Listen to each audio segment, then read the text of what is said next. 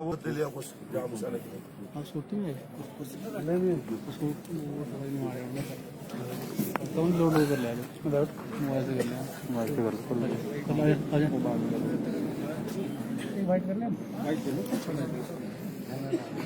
मैं 2 मिनट कर ठीक है ना कमल सर तो मैं बनाऊंगा लाइव कर दूंगा। नमस्कार, पंजाब केसरी टीवी देख रहे सभी दर्शकों का स्वागत है।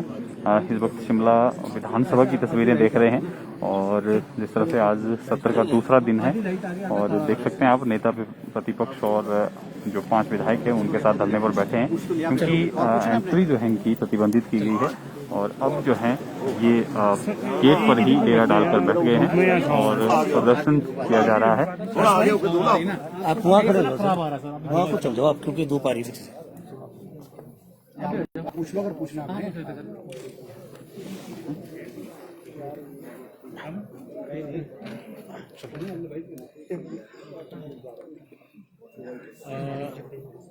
आज विरोध ग्रुप आज गेट पे बैठे हैं सर, क्या विरोध कर रहे हैं आप क्योंकि अंदर नहीं जाने दिया गया है, तो क्या ये विरोध आगे भी जारी रहेगा? जैसा कि आप सबने देखा कि फ्राइडे को हम 5 विधायकों को सदन से निलंबित कर दिया गया और बंद विधानसभा को दोबारा से इन्होंने बुला करके हमको निष्कासित का प्रस्ताव पास किया, तो हम यहाँ बैठे हुए हैं।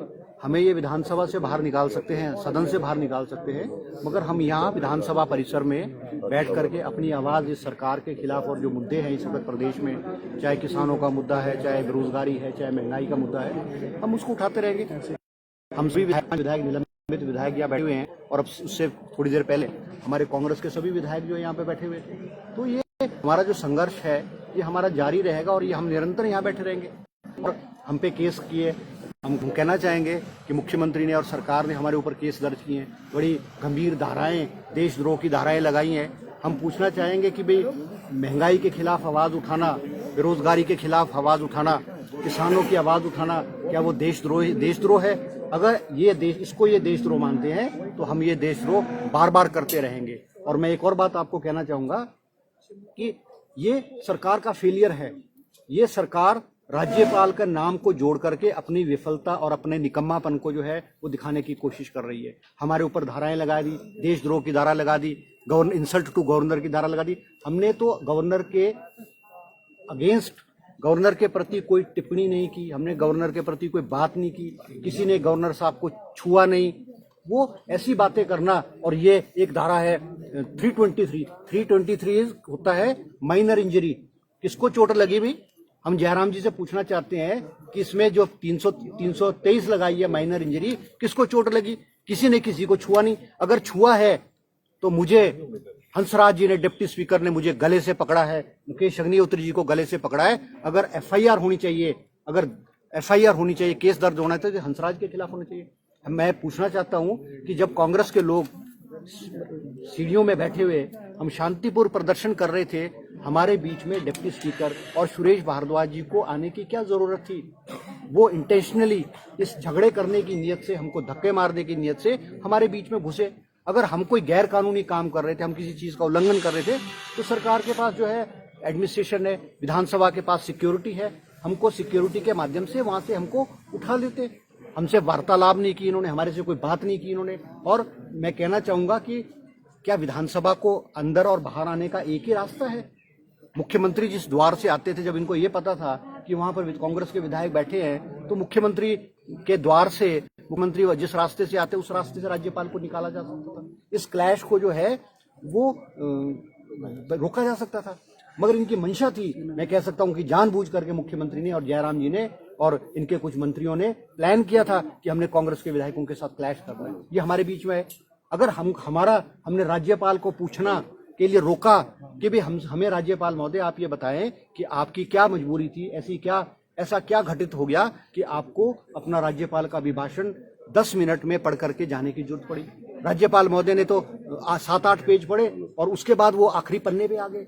ऐसी क्या मजबूरी थी? हम तो राज्यपाल से सिर्फ ये पूछना चाहते थे, क्या राज्यपाल को जब गवर्नर यूनिवर्सिटी में जाते हैं या और जगह जाते हैं तो जो जनप्रतिनिधि हैं, चाहे वो गवर्नर हैं, चाहे प्रधानमंत्री हैं, चाहे मुख्यमंत्री हैं, चाहे मंत्री हैं, उनके काफिले को रोका जाता है? जनता उनसे मांग करती है, उनसे पूछती है कि भाई हमारी दिक्कत है, हमारी परेशानी, हमारी समस्या है। अगर हमने राज्यपाल के काफिले को रोका और उनसे पूछी और जनता से संबंधित मांगों को बात करने की कोशिश की, तो हम कह सकते हैं हमने जुर्म किया है, हमने उल्लंघन किया है। और ये डेमोक्रेटिक राइट है हमको, जो हमारे लोग हैं, जनता ने हमको चुन करके विधानसभा में इसीलिए तो भेजा है कि सरकार से प्रश्न पूछे, गवर्नर से प्रश्न पूछे। अगर हमारी बात को नहीं सुना जाएगा तो हम जो है हम उनको गाड़ी के आगे भी खड़े हो सकते, हम गाड़ी के आगे भी लेट सकते, हम गाड़ी के आगे भी बैठ सकते। अगर हमने जनता की आवाज और जनता की मांगों को लेकर के गवर्नर के समक्ष और विधानसभा में ऐसा उल्लंघन किया है, तो हम कह सकते हैं हमने उल्लंघन किया है। और ऐसा उल्लंघन हम बार बार करते रहेंगे और हम इनके हम ना इनसे डरते हैं। हम यहाँ बैठे हैं, हमारे ऊपर धाराएं लगाई है। अगर पुलिस चाहती है हमको उठा करके जेल में ले जाना तो ले जा सकती है। सर, विपक्ष क्या क्रॉस एफआईआर करेगा? और दूसरा, जो छावनी में तब्दील किए यहाँ पे बाउंसर्स बुलाए गए, तो क्या मार्शल जो यहाँ पे लगाए गए हैं, ये देखो जयराम जी की बहुत उपलब्धियां हैं। विधानसभा परिसर में कभी आज तक पुलिस ने प्रवेश नहीं किया। ये पहली बार है कि हिमाचल प्रदेश की विधानसभा में हिमाचल पुलिस पुलिस में ड्रेस पहन करके पुलिस जो अधिकारी जो है वो अंदर आए। हमको धक्के मारे गए, उन्होंने धक्के मारे गए। और विधानसभा के अंदर कुछ भी घटित होता है वो कभी भी कोर्ट्स में और पुलिस में नहीं जाता है। ये पहली बार है कि इस घटना, दुखद घटना है, नहीं होनी चाहिए थी, मगर अगर ये घटना घटी थी तो विधानसभा का हमारा अपना एक प्रोसीजर और रूल्स हैं, हम उसके मुताबिक चलते हैं। मगर जयराम जी ने जानबूझ करके जो घटना गर्म हुई है उसमें पुलिस केस के माध्यम से हम पे दबाव बनाने की कोशिश की है। ये विधानसभा में पहली बार हुआ है। और मुख्यमंत्री जब निलंबन का प्रस्ताव कर रहे थे उस वक्त तो उन्होंने ये कहा कानूनी कार्रवाई करें और भी हम रास्ते देखेंगे। हमको डराने की कोशिश की। हमें किस लिए बाहर निकाला? हम तो कांग्रेस के सारे विधायक थे, राज्यपाल की गाड़ी के बाहर तो सारे विधायक खड़े हुए थे, सारे कांग्रेस के विधायक सारे प्रदर्शन कर रहे थे, मगर हमको कुछ लोगों को चुन करके निकाला गया है। और मैं आपके माध्यम से ये भी पूछना चाहता हूँ कि हमको इन्होंने ये कहते हैं कि आपने गवर्नर साहब जब भाषण दे रहे थे, अभी भाषण पढ़ रहे थे, आप उस वक्त खड़े हो गए इसलिए हमने आपको सस्पेंड कर दिया। क्या सुरेश भारद्वाज जो पार्लियामेंट्री अफेयर मंत्री हैं वो भी तो खड़े हुए, वो भी तो चिल्लाए।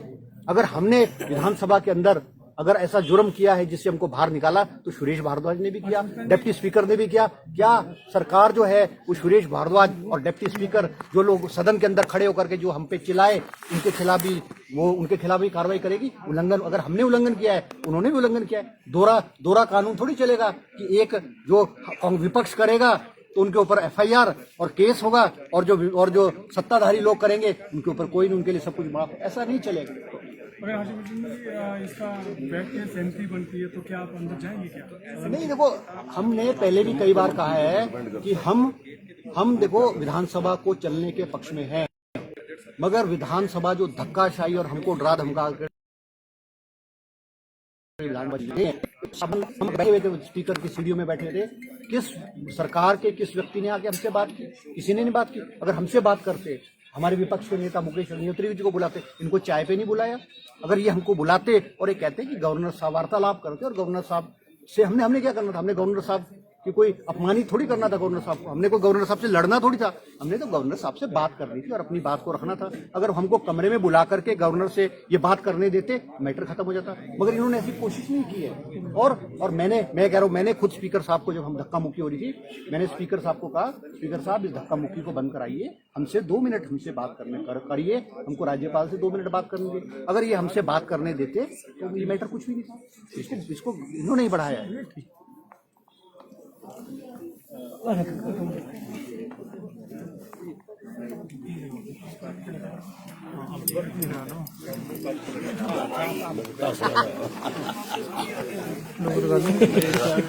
लंबे टाइम में सुना मैं टास्क नहीं रहा।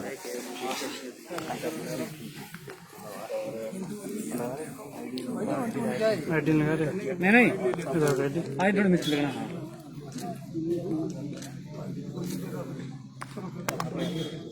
सर, जिस तरह से सारा एपिसोड हुआ है, देशद्रोह का मुकदमा जो है दर्ज किया गया है, किस रूप से ले रहे हैं, और अब जो है विधानसभा के बाहर आप बैठ गए हैं, कब तक सर ये आंदोलन जारी रहेगा? ये देखिए, ये आंदोलन नहीं है, ये तो विधानसभा में हम चुन के आए हुए लोग हैं और विधानसभा कुछ परंपराओं से चलती है, कुछ कायदे कानून से चलती है। लेकिन ये पहली सरकार है जिसने तमाम मान्यताओं को, परंपराओं को, कानून को रौंद के जो है ये फैसले कर रही है। ये कॉन्स्टिट्यूशनल स्थान है। ये जयराम जी इसको अपने हुक्म से हाँकने की कोशिश कर रहे हैं। और आप बताएं, ये एक बहुत महत्वपूर्ण मुद्दा सिर्फ एक नुक्ते का है कि ये जो सरकार नाकाम सरकार है, ये अपनी नाकामियों को ओढ़ने के लिए, पर्दा डालने के लिए, ध्यान डाइवर्ट करने के लिए ये गवर्नर महामहिम की आड़ ले रहे हैं ताकि विधानसभा में जो है इनकी नाकामियों की चर्चा न करें।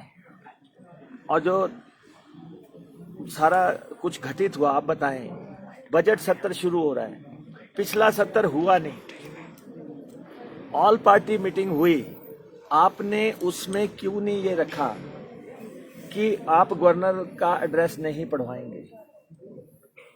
उसको संक्षिप्त जो है 10 मिनट में समाप्त कर देंगे। अगर आपको ऐसा करना था, ऑल पार्टी मीटिंग किस लिए होती है? सहमति बनाने के लिए।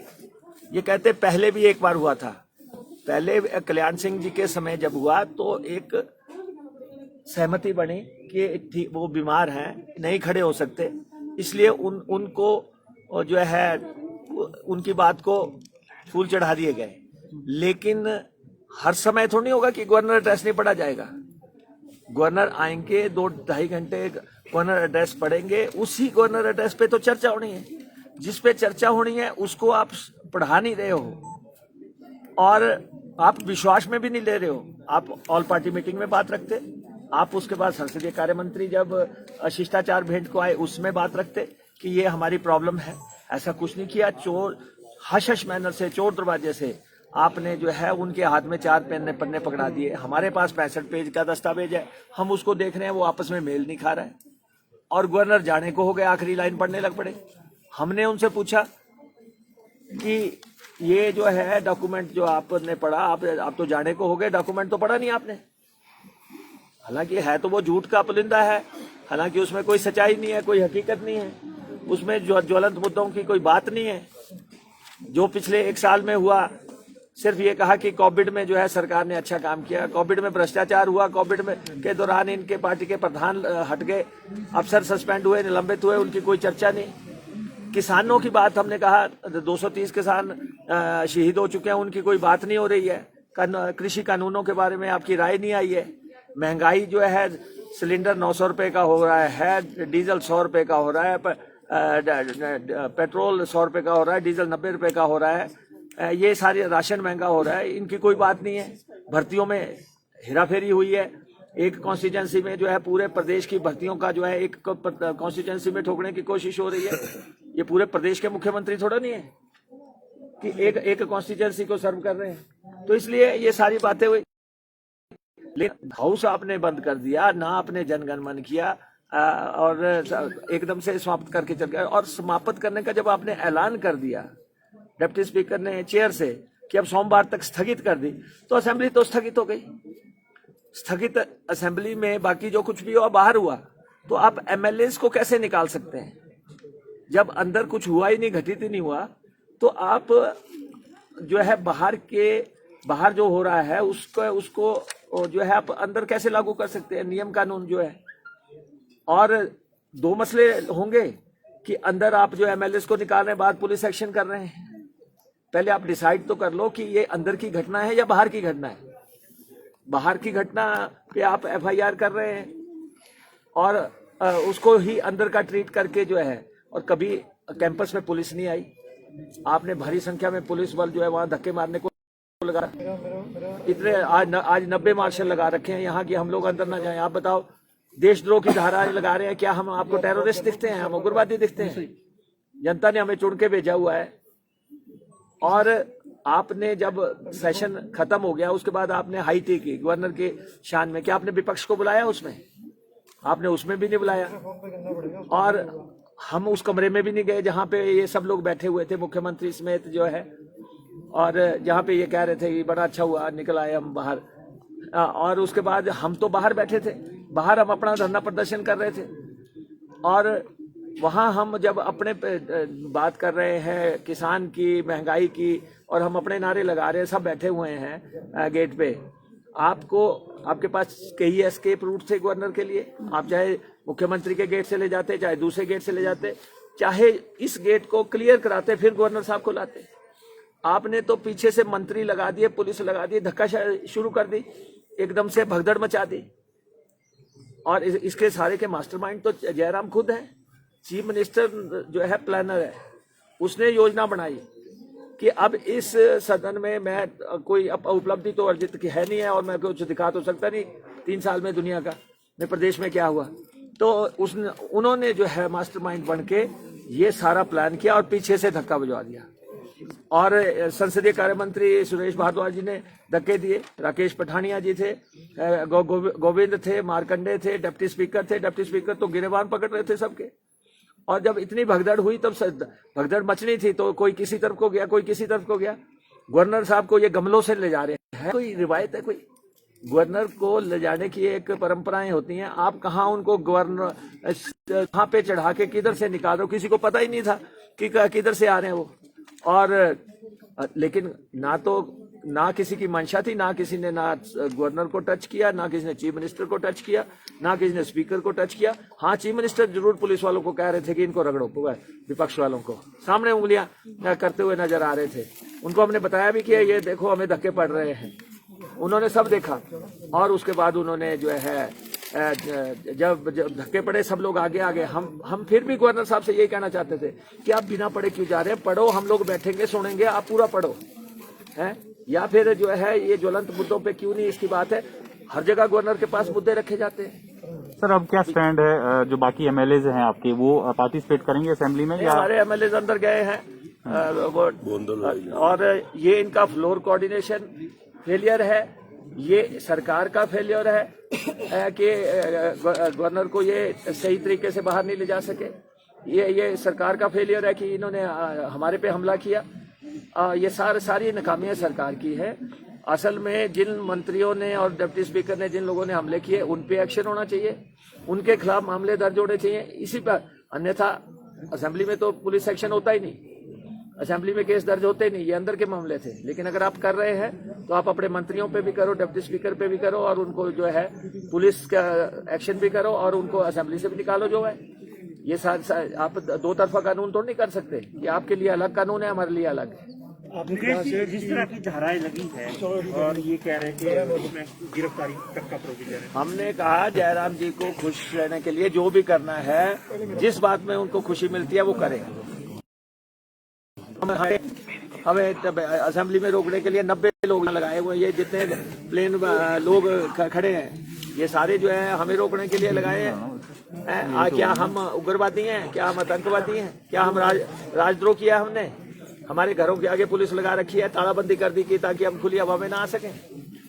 ये फर्स्ट टाइम हो रहा है हिमाचल प्रदेश असेंबली में। आप कह रहे हैं राजद्रोह के सेक्शंस लगाए हैं, कौन से सेक्शंस लगाए हैं? नहीं, अब आपके पास सारे देशद्रोह 124 लगाए, 353 लगाए कि जो भी धाराएं आप लगाना चाहते हैं, आपके पास सत्ता है। आप तानाशाह हो चुके हो, हिटलर हो चुके हो, और जो इस तरीके से चलता है, हो जाता है जिनमें अंदाजे खुदाई पैदा, हमने देखा वो बुत तोड़ दिए जाते हैं। होगा ये। सर कब तक चलेगा प्रोटेस्ट आपका? बाहर है, ये मुख्यमंत्री के ऊपर डिपेंड करता है कि ये कब तक चलेगा। वो तो बहुत चाह रहे हैं कि हम माफी मांगे, पर हमने ऐसा कुछ किया ही नहीं कि माफी ना हम मांगे। जिस तरह से सभी नेता जो हैं वो यहाँ पर बैठे हुए हैं। तो तस्वीरें आप देख रहे थे हिमाचल विधानसभा से, जहां पर आज नेता विपक्ष और 5 जो विधायक सस्पेंड किए गए हैं सदन से, वो धरने पर बैठे हैं। और ये धरना तब तक जो है जारी रखा जाएगा जब तक इनको जो है बहाल नहीं किया जाता है, सरकार की तरफ से कोई कदम नहीं उठाया जाता है। ऐसा इनका साफ तौर पर कहना था। जो घटना पहले दिन सत्र के दौरान हुई थी, उसके बाद से लगातार जो गतिरोध है वो थमने का नाम नहीं ले रहा है, और धाराएं जो लगाई गई हैं, देशद्रोह की धारा लगाई गई है, ऐसा इनका कहना है। और साफ तौर पर इनका कहना है कि जो संसदीय कार्य मंत्री हैं उन पर, और उपाध्यक्ष हैं विधानसभा के, उन पर भी जो है कार्रवाई होनी चाहिए। एक तरफा कार्रवाई जो है वो की गई है मुख्यमंत्री की तरफ से, सोची समझी साजिश के तहत जो है विधायकों